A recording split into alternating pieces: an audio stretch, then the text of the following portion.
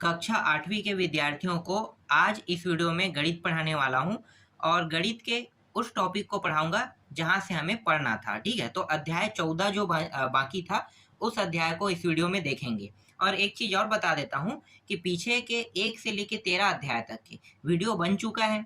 तो जो बन चुका है अगर उन वीडियो को देखना है तो कमेंट में आपको एक लिंक लगा हुआ मिल जाएगा। ठीक है, मैंने उसे पिन इन कर दिया है।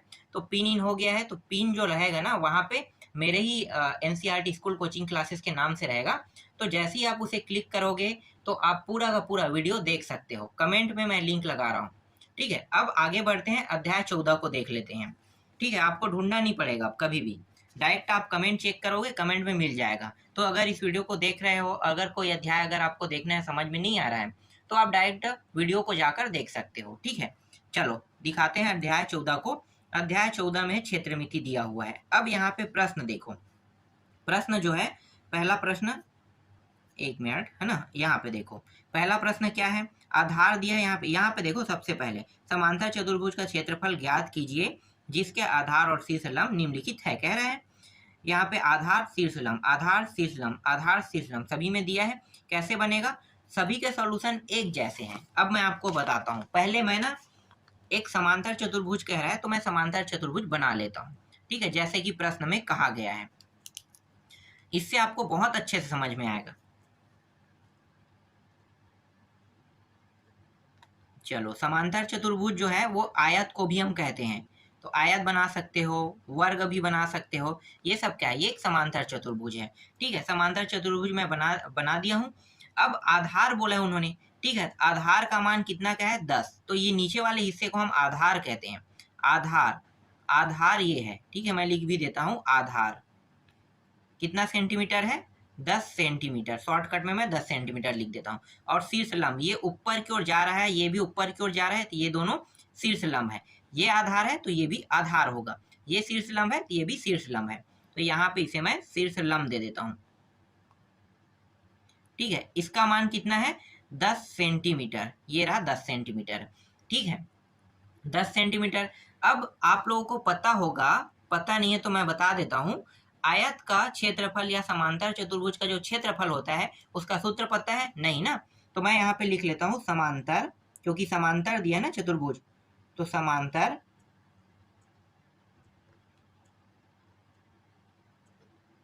चतुर्भुज का क्षेत्रफल बराबर लंबाई गुणित चौड़ाई। ठीक है, यही होता है सूत्र, लंबाई गुणित चौड़ाई। तो यहाँ पे जो लंबाई है ना, ये है शीर्ष लंब, लंब मतलब लंबाई।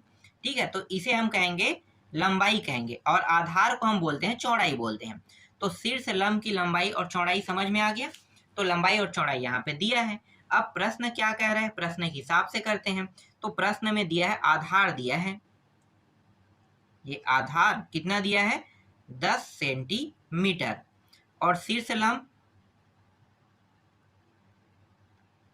शीर्ष लंब दिया है, एक सेकेंड, दोनों 10 है क्या, नहीं नहीं, यहाँ पे गलती कर दिया हूँ मैं, ये 15 है। ठीक है, ये 15 है, इसको 15 कर लो और इसको 10 लिखते हैं, 10 सेंटीमीटर। ठीक है, इस तरह से दिया हुआ है, दोनों मिल गया। ये आधार क्या है, मैंने क्या बताया था, आधार को हम कहते हैं चौड़ाई, तो ये आधार है। और शीर्ष लंब मतलब लंबाई, तो ये लंबाई है। अब सूत्र क्या बन जाएगा, सूत्र जो है बन गया, लंबाई का मतलब हो गया, यहाँ पे लिखो शीर्ष लंब। ठीक है, गुणित क्या लिखोगे, आधार लिखोगे।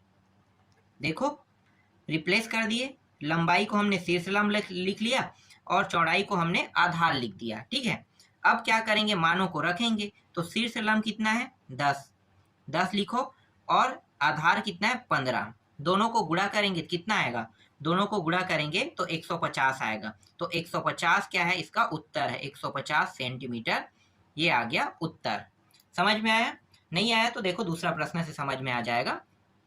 ठीक है, देखो सेकंड प्रश्न क्या है, सेकंड प्रश्न में इस बार क्या दिया है, सेम चित्र वही रहेगा। ठीक है, मैं फिर भी चित्र बना देता हूँ, समझाने के तौर पे बहुत आसान होता है चित्र बनाने पर। देखो इस तरह से चित्र बनाते हैं। ठीक है, थोड़ा फास्ट चल रहा हूँ क्या, स्लो कर लेता हूँ। ठीक है, आधार का है तो ये हो गया आधार कितना है, यहाँ से यहाँ का मान 90 सेंटीमीटर, और इसे हम कहते हैं, क्या कहते हैं, शीर्ष लंब। शीर्ष लंब कितना है, 8 सेंटीमीटर हो गया। अब दिया क्या है, आधार और शीर्ष लंब। आपको पता चल गया ना कि एक समांतर चतुर्भुज का क्षेत्रफल क्या होता है। मैं शॉर्टकट में लिख लेता हूं इस बार, समांतर चतुर्भुज का क्षेत्रफल बराबर लंबाई गुणित चौड़ाई। ठीक है, ये भी शॉर्टकट में, पूरा नाम शॉर्टकट में मैंने लिखा है। ठीक है, अब दिया क्या है, दिया है आधार, दिया है कितना, दिया है 90 सेंटीमीटर, और शीर्ष लंब, शीर्ष को भी मैं शॉर्टकट में लिख लेता हूं, शीर्ष लंब 8 सेंटीमीटर दिया हुआ है प्रश्न में। ठीक है, यहां तक समझ में आ गया। मैंने क्या बताया था आप लोगों को बताया था कि ये लंबाई का मतलब होता है शीर्ष लंब और आधार का मतलब होता है चौड़ाई। तो हम क्या करेंगे, ये जो समांतर चतुर्भुज का क्षेत्रफल है, ये नाम तो सही रहेगा, यहाँ पे समांतर चतुर्भुज का क्षेत्रफल, ये सब सही है, बस रिप्लेस क्या कर देंगे, लंबाई बन जाएगा शीर्ष लंब गुणित, और आधार क्या हो जाएगा, चौड़ाई। तो यहाँ पे मैं लिख लेता हूँ, जहाँ पे चौड़ाई है वहां पे आधार लिख लेता हूँ। ठीक, अब मानों को रख दो, शीर्ष लंब का मान कितना है 8 और आधार का मान है 90, दोनों को गुणा करो, 72 9 8 72 मतलब 720 सेंटीमीटर स्क्वायर इसका क्या होगा, आंसर होगा। ठीक है, यही क्या है, इसका आंसर है। हिंदी में जब आप इसे लिखोगे, सेंटीमीटर स्क्वायर ना लिख के वर्ग सेंटीमीटर लिखा जाता है हिंदी में। ठीक है, समझ में आ गया। चलो, और यहाँ पे देखो गलती हुआ था, यहाँ पे भी सेंटीमीटर स्क्वायर रहेगा, ये आप लोग ध्यान रखना। 1D 2D 3D 3 ही डायमेंशन होते हैं, तो ये 2D डायमेंशन, इसलिए जब हल होगा तो आपको वर्ग लिखना ही है अंत में। चलो आगे देखते हैं, तीसरा प्रश्न अब आप लोग बना लेना। ठीक है, समझ में आ गया होगा तो बन जाएगा। अब आते हैं देखो दूसरा प्रश्न में, ये वाला प्रश्न देखते हैं। उस समांतर चतुर्भुज का क्षेत्रफल ज्ञात कीजिए। इसमें भी क्षेत्रफल ज्ञात करना है, जिसका आधार इतना दिया है और शीर्ष लंब इतना दिया है। बन जाएगा कि नहीं, प्रैक्टिस करना, बन जाएगा, या फिर मैं शॉर्टकट में बता देता हूँ। चलो देखो, शॉर्टकट में क्या करेंगे, देखो ये पूरा टॉपिक में हटा दिया हूँ ना, अब क्या करना है आपको, ये पूरा टॉपिक आपको बना लेना है। समझ में तो आ गया होगा। डायरेक्ट मैं समांतर चतुर्भुज क्षेत्रफल शीर्ष लंब गुणित आधार लिख लेता हूँ। ठीक है, तो देखते हैं दूसरा प्रश्न। ये समांतर चतुर्भुज, ठीक है, का क्षेत्रफल, शॉर्टकट में शीर्ष लंब गुणित आधार। ठीक है, आधार दिया था 26.5 सेंटीमीटर और शीर्ष लंब 7, दोनों को गुणा कर दो। तो दोनों को जब मैं गुणा करूंगा तो ये आ जाएगा 185.5 वर्ग सेंटीमीटर, इस तरह से, या सेंटीमीटर को और कैसे लिखते हैं, इस तरह से, सेंटीमीटर स्क्वायर, ऐसा भी लिखा जाता है। ठीक है, दोनों एक ही है, अलग अलग नहीं है। ये नाम नहीं लिखोगे तो ये नाम लिखोगे, ये नाम नहीं लिखोगे तो ये नाम लिखोगे। ठीक है, समझ में आ गया। देखो कुछ नहीं किया, बस इतना ही पूछा था, जितना पूछा उतना मुझे हल करना था, तो हल हो गया। तीसरा देखते हैं, तीसरा प्रश्न कहाँ पे है, देखते हैं, एक मिनट में आपको दिखा रहा हूँ। ठीक है, देखो तीसरा प्रश्न, तीसरा प्रश्न क्या क्या है, उस समांतर चतुर्भुज का आधार ज्ञात करना है इस बार। ठीक है, तो क्षेत्रफल दिया है और शीर्ष लंब भी दिया है, तो कैसे हल करोगे भाई, तरीका मैं चेंज नहीं करूंगा, तरीका तो वही है, शॉर्टकट में मैं बता रहा हूँ। ठीक है, दिया है कह के ये पूरा फॉर्मेलिटी लिख लेना, डायरेक्ट आते हैं अपने टॉपिक पे। समांतर चतुर्भुज का क्षेत्रफल बराबर आधार गुणित शीर्ष लंब। प्रश्न में समांतर चतुर्भुज का मान दिया है, कितना दिया है, 390, रख देते हैं 390 इसके साइड में। ये मान मुझे निकालना है, आधार जैसा है वैसा लिखेंगे, और शीर्ष लंब कितना है 26, तो यहाँ पे 26।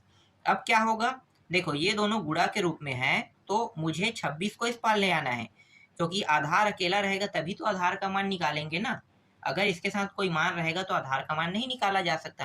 तो 26 को इस साइड लेके आएंगे तो ये आ जाएगा नीचे में, कुछ लोग कहोगे कि ये नीचे में कैसे आया, तो यहाँ पे लागू हुआ है तिर्यक गुणा नियम। तिर्यक गुणा नियम तब लागू होता है जब कोई मान किसी के साथ गुणा के रूप में हो या भाग के रूप में हो। तो यहाँ पे देखो आधार के साथ किस रूप में है, 26 गुणा के रूप में, इसलिए ये ऊपर से कहाँ पे आ गया, नीचे में आ गया। ठीक है, दोनों नियम याद रहेगा। कब होता है, जब गुणा या भाग के रूप में हो तभी ये नियम लागू होता है।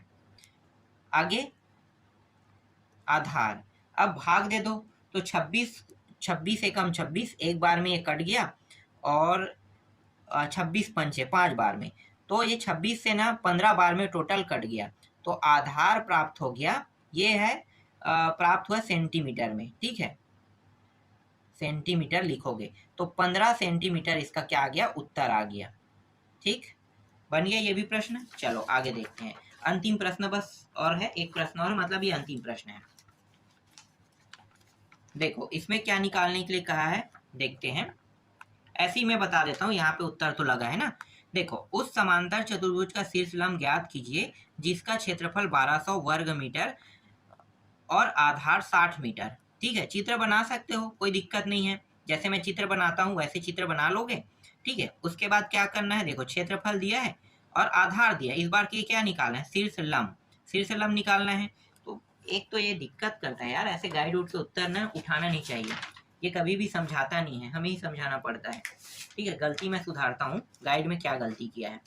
चलो, अपना तरीका हम चेंज नहीं करेंगे, हमें जो तरीका आता है हम उसी तरीके से हल करेंगे। गाइड के तरीके से बताऊंगा तो भूल जाओगे।